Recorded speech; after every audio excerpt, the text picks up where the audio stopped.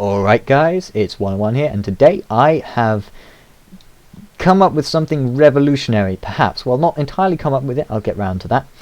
But what it is it is a new type of golem farm. And you can probably see that from it, and it's got these weird sticky outy bits, and it's got what appear to be far too many doors. You might be saying, you can't just add doors to it, that's going to make it have more villages in it, and you'll get a laggy golem cell that doesn't produce any more golems. And you'd be right in normal terms, but this is not normal, this is rather fancy, and that doesn't happen. So if we can see here, I've actually marked it out with some glass panes and iron bars, we have rings of doors, and each ring of doors belongs to a separate village. The game actually sees this as 5 villages. And because there are 5 villages, and villages are actually evaluated for spawning separately, this thing will spawn 5 times the number of golems per unit time that a single normal cell will.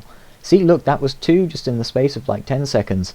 And I'm going to give credit where it's damn well due. So, it starts off basically, I decided a couple of weeks ago, maybe I could shift around villages by moving doors about the place, and by moving the door you can move the center of a village and then remove another door to make it sort of crawl along and maybe converge this into a single village. And that was basically my idea, and to an extent it did work, but it turned out to be a failure, and in the end I only succeeded in covering a world with villages. So that was that, and I just gave up. Then a couple of days ago I came across a video by a cool guy called Tango Tech, and he outlines in his video a way to stack lots of golem cells together. Like a golem spawning cell usually has to be stacked way above, there's usually a huge space requirement involved, but he managed to find a way of shifting villages around in such a way that you could stack them directly above each other. Normally that doesn't work because the way villages work, but the way he did it, it works brilliantly, and I will get to explaining that a bit later. Anyway, so he deserves a lot of the inspiration. You should definitely check out his channel. He's doing a Let's Play at the moment. It's actually quite refreshing. It's not utter rubbish like the Let's Plays that I've attempted in the past. But it's quite refreshing. It's very etho-like. It's very technical, and it's quite fast-moving. I'm going to subscribe to him to watch it. You should too. So, yep, that's about it.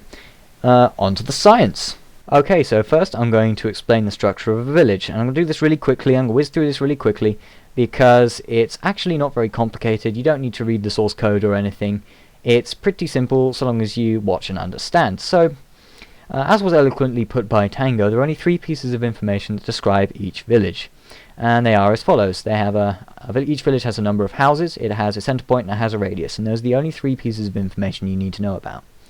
Now, the center position is defined by the average position of all the doors. The radius is defined by the largest distance between the center position and any one of the doors. It can be a minimum of 32 though, so it's always going to be more than 32. And a house is defined by a door and a specific combination of blocks, which I'm going to go through now. So it's pretty simple. This is a door. It's not a valid house at the moment, but if there's a different number of skylit blocks on the 5 blocks in front and the 5 blocks behind, then immediately it's a valid door. So this is a valid door, and this isn't, because there are 4 skylit blocks here and 4 skylit blocks here. I click another twice. It's still not a valid house. I break one of these. Now it's a valid house because we've got 4 skylit blocks here and 3 skylit blocks there. So yeah, that's basically how it works, and the idea is that if there's a roof here, then of course there's going to be more skylight on one side than the other, so it's going to be counted as a house. Now this is all well and good, but what relevance does it bear to building iron golem farms? Well, to know that, first we've got to know what happens when we place a new door. So when you place a door, if it has a villager near it and it complies with these block setups, like I've already shown you, the way I've already demonstrated, it will be considered a valid house. And the first thing that the game will try to do is assign it to a village that's nearby. So nearby village radiuses, or radii, are going to expand by 32 blocks, and it's going to place this new valid house in whichever radius that it falls within, that the door falls within, that is. Now, that's all well and good, and that's basically how that works, but what happens when we have more than one village in range? Well, you might think, oh, it's going to like merge the 2 villages together, or it's going to overlap the 2 villages, or go in both. No, it actually goes to the oldest of the 2, the first one created. So if you are just exploring, then and you find 2 villages near each other, then placing a door in between and making it valid, it's going to go to the first one you found, usually, or the first one that was generated or defined by the game. Same goes for artificial ones, basically. But anyway, this allows us to do some very interesting things, which I'll get on to describe now. Okay, so now it's time for the cool part. How do we actually squish all of those villagers into this tiny little area. Well, for those of you who don't already know, we have 4 villagers in each of these little bar-shaped cells here, and all they do is they keep the nearby houses alive, so to speak, because a valid house requires a villager within a certain distance of it, otherwise it's not a valid house. I think the distance is 16 blocks, but I'm not sure. May or may not be. Anyway, so you might have noticed these numbers and these long lines sticking out. Well, this one is 68 blocks long, as denoted by the number 68, unsurprisingly. And it's 68 blocks long from this block here all the way to the very end. And this is very important, because it's going to allow us to place a village and then connect it just to one door, but not the next one, and then make a ring of houses associated with that one village. You really need to watch what I do here to understand what's going on. So first off, we need to create those villages from the inside out. We want to make the inside one, and then we want to put the next ring of doors on and the next ring of doors on. So what we're going to have to do is we're going to have to define these villages from the outside in. So we're going to have to go for the longest one, 68, go right to the very end, and we're going to make a little pseudo village. So I'm just going to place down a door, I'm going to place some blocks that make it a valid house, and I'm going to stick a villager in it.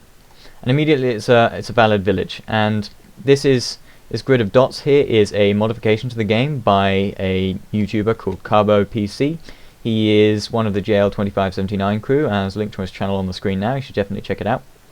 So yeah, all this does is it tells us the radius, the center point, and all the door positions in a village, and that's all it does, and it helps a lot with doing stuff like this, where you're manipulating villages. Now, just to demonstrate what I mean by joining individual doors to this village, if I place a door here, it will create its own village in the center. But if I place it instead on this very outer one, it's going to join to the red village we already had over there. And that's basically what we're going to utilize here. And of course, because this is the oldest one, we can simply bring it in last, and all of the new doors placed will join to that. Will join to that village. I will go ahead, I'll do the rest of them, and then I'll show you the process for putting the doors in. Okay, so we've defined these villages in the correct order. We've done 68, then 67, then 66, then 65. So this one is one block further away than that one, which is one block further away than that one, and this is extremely important. Once you've done that, the process for converting them all into one single spot is actually quite simple. First thing you're going to do is you're just going to place doors in here.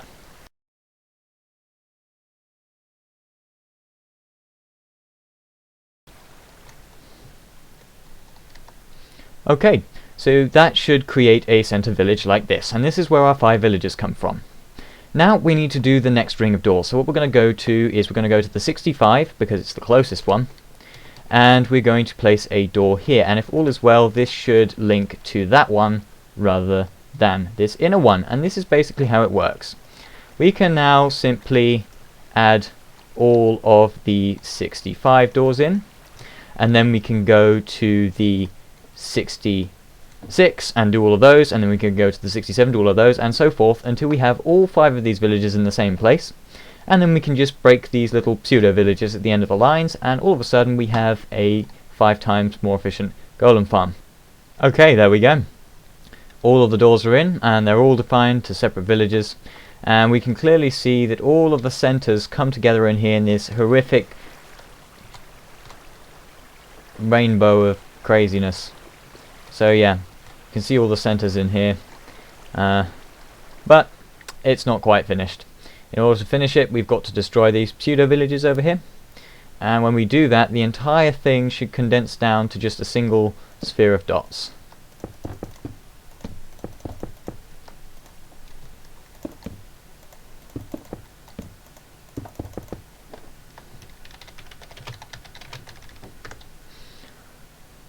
Okay, so there we go.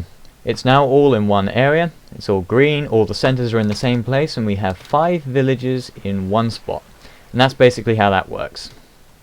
So that's very simple. And it's actually not, if you follow that at all, it's not at all difficult to do in legitimate survival. There are a couple problems with this though, I will get onto those later. But first, I need to show you what else I've done. And this here is basically the pinnacle. This is OTT, this is way more than is absolutely necessary. And what we've done here is I have combine them into a tower. You might say, oh, you can't do that, you can't combine them in a tower that close together, but that was Tango's idea.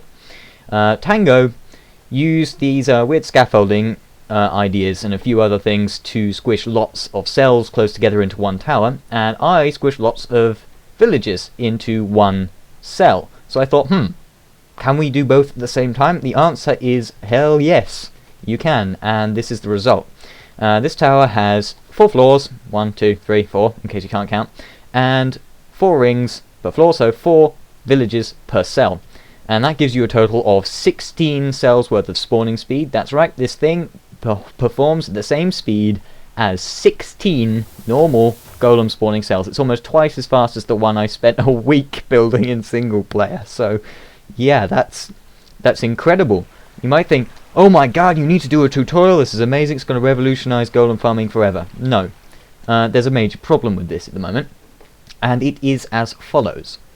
You see, at the moment in Minecraft, when you leave the loaded area, all of the village stuff gets unloaded. So when you come back, it'll say, oh look, there are a crap load of valid doors here, let's make them into a village. And it'll make them into a village, in this case with 960 doors in it. It'll just be one village. So you'll get the spawn rate of 1 cell, and you'll get so many villages that they will lag your world to hell and you will die screaming in fire. So this is not doable in your single player world. Also worth noting, I had a lot of problems with the merging when working on this side, and that side over there would merge. Now, if you've done any of this before, then you'll know what I mean when I'm talking about that, but essentially what I ended up having to do was open my world to the local area network and have my sister log in and stand up here with her account so that this entire area would remain loaded, which is another reason it can't work in single player very well. So yeah, that's about it. In case you didn't catch it, this mod was made by Carbo PC. If you want to mess around with this stuff, then I suggest you download this. It only modifies 1 class file. It does conflict with Optifine though, so if you're using Optifine, it probably conflicts with MC Patcher as well, so you'll probably have to remove MC Patcher and Optifine, though I'm not sure about that. Anyway, so there you go.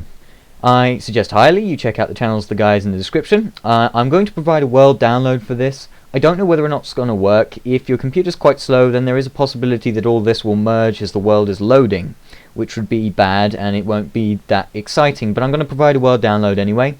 And this is my creative test world, so there's other stuff here that you can go take a look at if you really want to. So yeah, that's about that.